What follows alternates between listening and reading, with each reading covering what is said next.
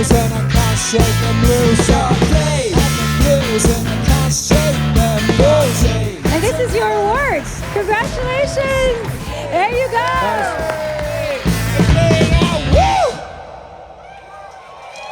Cheers, Reeperbahn, thank you.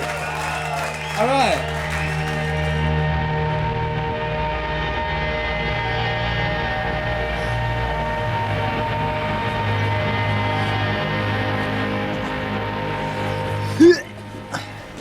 Hi, I'm James from Yard Act, and we are going to take you on a lovely little tour of some festivals in the UK, so come with us. Tramline Sheffield, how are we doing? Intellect of steel, hearts of gold. Have you forgotten your past? If you're on stage in front of that many people, you're an entertainer. The songwriting, the artistry, all of that is part of it, but you're performing for people who are there, who are there to have a good time, so you try and give them a good time. And to be subversive with our ideas of positive thinking and realising that we as a species and we as a country could be better people without telling people that they're wrong.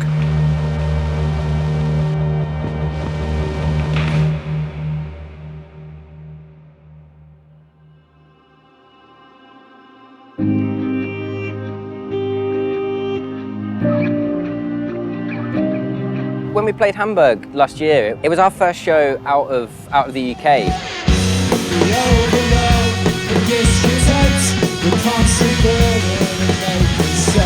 That was quite a special feeling in itself. Reeperbahn Festival was amazing, and to be nominated for the Anchor and then take that home as well, that was, yeah, something pretty special. The start of our ginormous trophy cabinet. We always be the first pride of place. It's good actually, we've got it, we have it in our practice room, and we actually did recently put up a shelf, and the Anchor Award sits in pride and place on the shelf. It feels like such a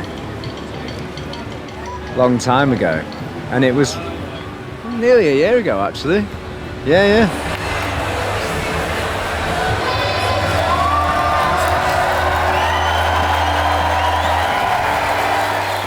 I think we've definitely all changed as people and as a band, just because by default our lives have dramatically changed. There's no way that we can't have done. You know, from the start of this year, we've all living completely different lives than we were the previous year. But I've not really had time to sit back and dwell on what that is yet, and I'm not currently seeing a therapist, but I'm sure we'll get into it at some point. If you love us, show us you love us. Let's have a fucking good time. This song is called Dead Horse. Yeah! Here we go. The last bastion of hope. This one's great nation on left was its human. The second you think you're not normal, or you're not just like everybody else, there's something wrong with you. We're all in this together, aren't we? There's nothing different about us to anybody else. We're all just people, aren't we? Just getting on with what we enjoy doing. Move your fucking feet out! Stop! Politics and insidious, seeks about rights or stupidity. Does not realize it's already sentenced yourself completely to death. Stop! Politics and insidious, seeks about rights or stupidity. Does not realize it's already sentenced yourself completely to death. Stop! These hands, stop! These hands,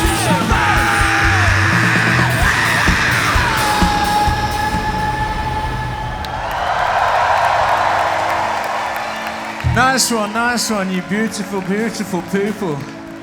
I've wanted to play music for as long as I can remember, and now getting to do it in front of people who enjoy it and with people who just love it so much, it's a blessing really. Can't ask for much more than that really. My 8-year-old self is jumping for joy. Yeah, it's funny when you know you've got a crowd that likes what you do and they get behind you. It's amazing how much your confidence and your self-assurance just grows. Yeah. And you need to keep that. There's definitely a tipping point where that will become unhealthy as well. But I feel like I'm in a sweet spot between crushing sort of lack of self-confidence and big-headedness. Yeah. And yeah, I'm in a sweet spot now. I thought you were going to say you were just crushing it. No. No. It's been a crazy year. Like, had a #2 record. Yeah. Did a song with Elton John. Wow. Yeah. Can't believe that just happened. Yeah. What an absolute treat. Oh, come on. Yeah. It is good, you're right. I love playing on people, especially these guys. Performed on Jimmy Fallon.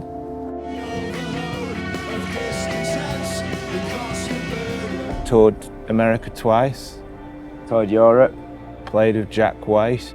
Yeah, but in terms of, don't know, I think a combination of not having time to stop and reflect on it, mainly not being able to stop and reflect on it, I don't know what's changed, but I know things must have changed. I've definitely got more insular in my private life. Like, I've kept my circles smaller than they were previously, and I think I just value my private time more than I ever did before because I get so much less of it. Yeah. So that's just, you know, I try and keep that really shrunk down when I'm home. But it's good. It's not bad at all. It's loads of fun. From a young age, I was around a lot of music because my dad was big into music, so there was a lot of music playing around the house, and I was kind of into what he played. Cypress Hill, The Smiths, Neil Young. I was always quite ambitious to be creative in any sense, and the idea of being able to do something I like doing for a job was a pipe dream that I was aiming for. Initially it was cartoons. I just loved drawing cartoon characters. And then it was the band Gorillaz. Their music videos got me into my own tastes in music.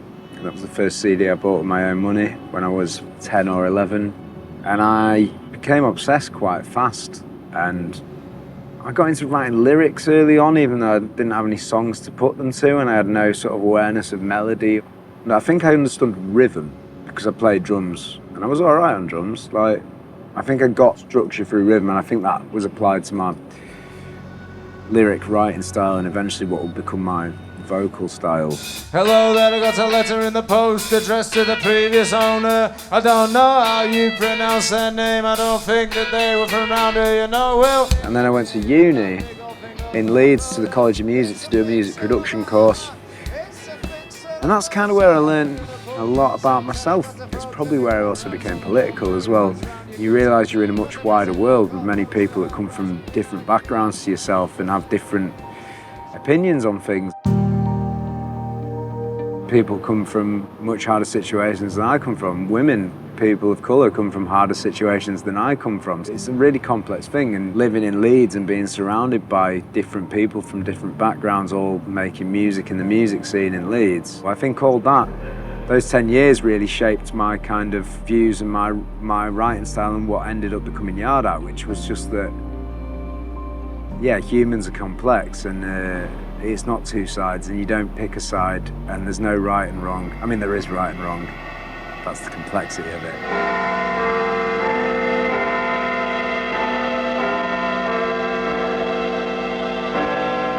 England has a very strong rock tradition, but at the point where I started playing music, a lot of that it gave us was taboo. Like, guitar solos were out, you know, pentatonic scales are out, you know, sort of like rock moves, don't do any of that. But then we sort of do a bit of them now in Yard Act, so... Rock moves are important to Yard Art, definitely. Definitely. Yeah.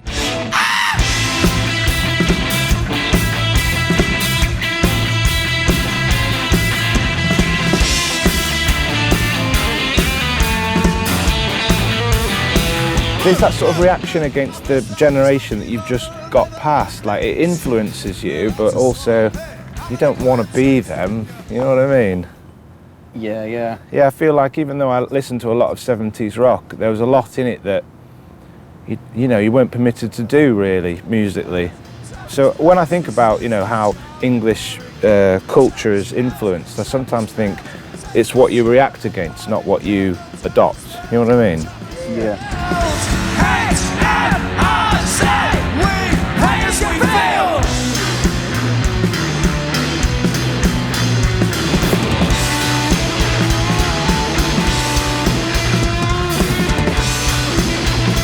There's two different types of performer. There's the type of performer that, you know, likes to engage with what's going on and show off.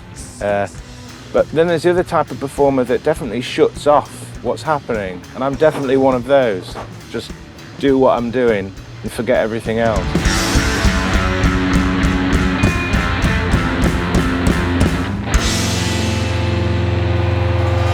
Well, yeah, things have definitely kicked up a pace. I used to have a full-time job, but I quit that in November, so it's been, what, 8 months now doing this full-time. But I did that job for 13 years, so it was a major change. It just shows like how much this band has taken off, that it can support 6 people. Honestly, I feel like a proud mum, which is very strange, but that is the feeling. It's a different vibe. We're all friends first, I think, and then it's the other stuff afterwards. And it kind of made it a no-brainer when they asked me to leave my job of 9 years and come on tour with them, because I was a fan of the band first before, you know, working for them. I don't think I've ever worked for as long with people that I'm as close to, because I've been a friend of James's for so long, and knowing how he works, how he writes, what he believes in. Just a family of like northern hard-working people. I think we're pretty good at that. We talk openly a lot, and I think we're relatively good communicators. Like our emotional vocabularies are pretty good, and we're pretty open. And so I think that's really important. Yeah. So my favourite song on stage, that's really hard actually.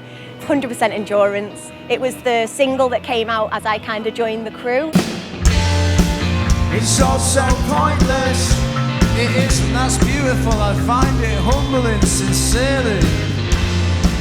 'Cause when you're gone, it brings me peace of mind to know that this will all just carry on with someone else. Someone else. Something new. Something new.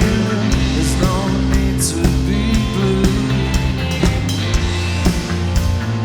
Everything has already happened. Time is an illusion. I guess the reason that people seem to be sort of connecting with it so well is, you know, James talks about what's on his mind. He talks about what he sees. All you have is this moment right now. The future is irrelevant. Keep an eye on it. It's going to become important, but right now, this is all you have. He talks about real things happening in the world, and I think people just gel with reality, don't they? People get on board when they can relate to something, or they can see it themselves, and they think, yeah, you know, I feel the same, rather than, you know, cars and big cars, loads of money. You twitch like some headless bird whilst the witch doctors poach for the stragglers in the herd, pitching for business down on Skid Row. That line goes out the door and you're right at the back, man. 2 more poor dead kids in a ditch. I love being rich. It appears I have become so rich. It's important to express how you feel, and I think we do, and I think it's connected, and that's really good. But I definitely don't put too much weight on that. I think people can make their own minds up. Life's a ditch. I've become so rich and people hate you for it. You're a real rich. It appears I have become rich. It appears I have become rich. Hey! It appears I have become rich. It appears I have become rich. This is alright.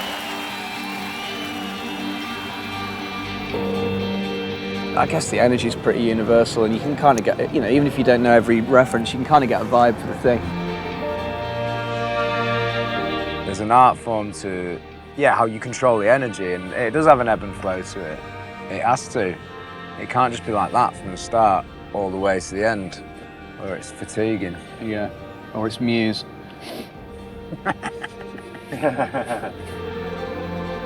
When you've got so much going on, you just sort of take one thing at a time. You know, you play the show you're playing today, and then you think about tomorrow when that's done. You don't think about all the other string of things. You don't think about how much you've done before. a lot of things have to line up for like an album to connect with the fucking general universe, and that happened on this one. But there's no saying that it's not guaranteed that it will on the second. You can't really plan for it.